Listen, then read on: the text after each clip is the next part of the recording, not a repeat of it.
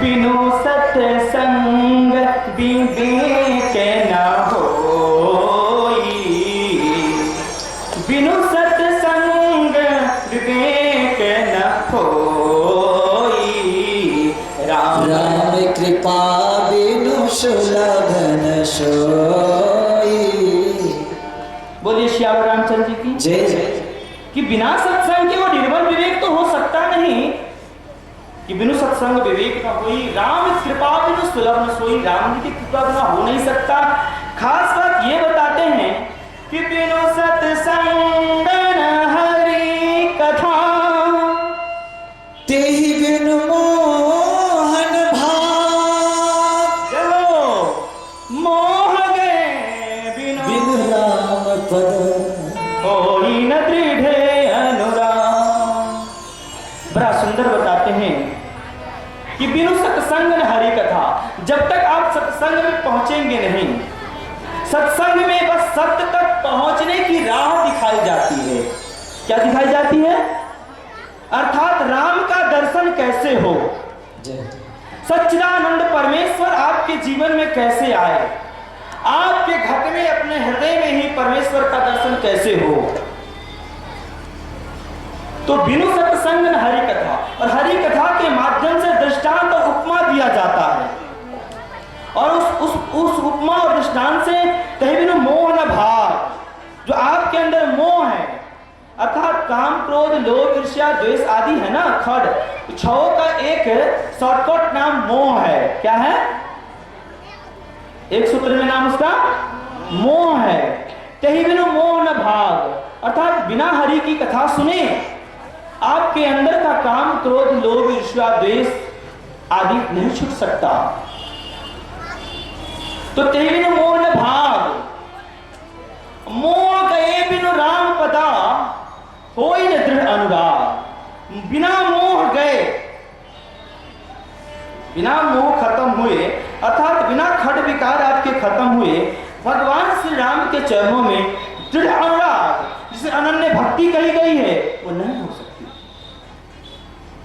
बोलिए श्याम रामचंद्र जी की जय जय। इसलिए सत्संग में तो जाना ही पड़ेगा, चाहे जो संत आपके यहाँ आए सबके सत्संग में जाए, बाकी न रहे और संप्रदाय के चक्कर में न रहे। इसीलिए मैं आह्वान करता हूँ, चाहे आप जय गुरुदेव से जुड़े हों, विहंगम योग से जुड़े हों, कोई कृष्ण मंत्र से जुड़े हों, कोई जो है सो शिव चर्चा से जुड़े हों, जिस भी संप्रदाय संस्था से जुड़े हो, जरूर यहाँ आए और अच्छे विचार को ले जाए। इसलिए कि हमारी रामायण कभी भी कोई संप्रदाय और एक सीमित मात्रा में नहीं बांधता,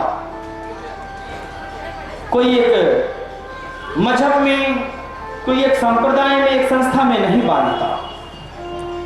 बोलिए श्याम रामचंद्र जी की। आप देखेंगे भी कभी कभी राम की कथा में लमसम सारे लोग आते हैं, लेकिन जब किसी विशेष संस्था की कथा होती है तो वहां उनका केवल शिष्य ही जाते हैं। क्या इस हुआ भक्कर में अर्थात इस अज्ञान में न पड़े, सब लोग आए इस कथा में। राम जी सबको बुलाते हैं, अपने दोनों हाथ फैलाए, आओ। बोलिए श्याम रामचंद्र की जय जय। हनुमान जी महाराज की जय जय। तो ये जो एक चौपाई आप लोगों ने हमसे सुना कि बिनु सत्संग विवेक न होई, राम कृपा बिनु सुलभ न सोई। बिनु सत्संग विवेक न होई, राम कृपा बिनु सुलभ न होई। आगे के पद में बाबा तुलसी कहते हैं, तुलसीदास जी रामायण में कहते हैं कि सत्संगत मुझ मंगल मोला, सत्संगत मुझ मंगल मोला, सोई पर सिद्धि सब साधन मोला। बड़ा सुंदर कि सत्संगत मुद मंगल मोला। ये जो आप बैठे हैं सत्संग में, मैं छोटी सी बात कहना चाहता हूँ पहले कि हमारे समाज में एक प्रचलन है, अच्छा नहीं है, बुरा नहीं है, कि लोग सोमवारी, मंगलवारी, बुधवारी सत्यनारायण भगवान की कथा, फल्ला भगवान की कथा, फल्ला भगवान की कथा सुनते हैं, सहते हैं, उपवास करके उसे, और फिर कथा सुनकर फिर फलहार वगैरह जो भी कुछ नियम जिस पर्व का बनाया गया है वैसा करते हैं। तो ऐसा सुनने से उनको ये बताया जाता है कि इस कथा को सुनने से उसकी जो मनोकामना है, चाहे नौकरी की है, चाकरी की है, बेटा बेटी नहीं हो रहा है, या क्या कहते हैं धनवान नहीं बन रहा है, या बिजनेस ठीक से नहीं चल रहा है, या मैंने जो भी हो, कुछ कष्ट हो, बीमारी हो, जिस भी कारण से हो, बहुत लोग मानते हैं उस व्रत को करते हैं, उसकी कथा सुनते हैं, ठीक है ना। कथा सुनकर 1 घंटा आधा घंटा कथा सुनते हैं आराम से पंडित जी महाराज से, और फिर कहते हैं हो गया। इसके पुण्य से दिन भर सहना, और फिर जो है उसके पुण्य से फिर हमें क्या कहते हैं कि मेरा मनोकामना पूर्ण हो जाएगा, ऐसा लोग मानते हैं। तो रामायण में कहा गया है जो व्यक्ति नियमतः रह करके अगर 9 दिन लगातार अगर कथा सुनता है मर्म के साथ, रामायण तो सतकोटिया बार, रामायण सतकोटिया पार, इसलिए ज्यादातर राम कथा की प्रचलन 9 दिन की है। आवश्यकता अनुसार तो लोग कुछ कम दिन भी करने वाले करते हैं। बोलिए श्याम रामचंद्र जी की जय। तो भाई बिनु सत्संग विवेक न होई, राम कृपा भी सुलभ न सुनी, ठीक है।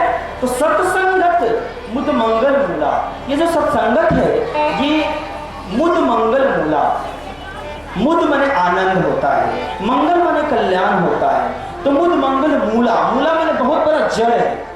तो सत्संग में जब बैठेंगे तभी कल्याण होगा, आपका मनोकामना की पूर्ति होगी।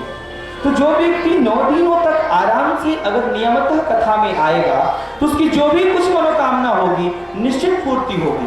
करने और कराने वाले को तो बहुत पुण्य मिलता है, सुनने वाले को भी बड़ा पुण्य मिलता है, सुनाने वाले को भी बड़ा पुण्य मिलता है। इस पुण्य के प्रभाव से इस व्रत के सामने मैंने सृष्टि का बहुत सारा व्रत फेल है।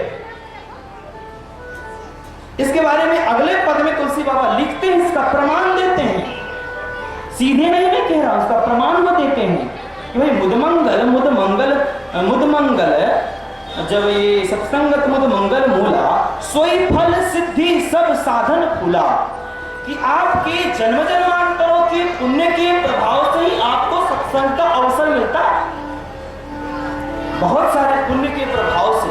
जैसे आपको व्रत करने के लिए बहुत सारी कुछ व्यवस्था करनी होती है, नियम निष्ठा, उसी तरह से आपके बहुत जीवन के पुण्य के प्रभाव से सत्संग का मौका मिलता है। आपके छोटे छोटे पुण्य जब करके वो जो मोटरी बंधाता है, एकत्रित होता है, वो पुण्य जब बड़ा बनता है तो उसी के प्रभाव से ये बड़ा पुण्य में भाग लेने का अवसर मिलता है। तो भाई इस पुण्य का सुअवसर प्रधान देवतक तो हनुमान जी है, इसलिए कहीं भी हम हनुमान जी की कृपा आदेश से ही जाते हैं।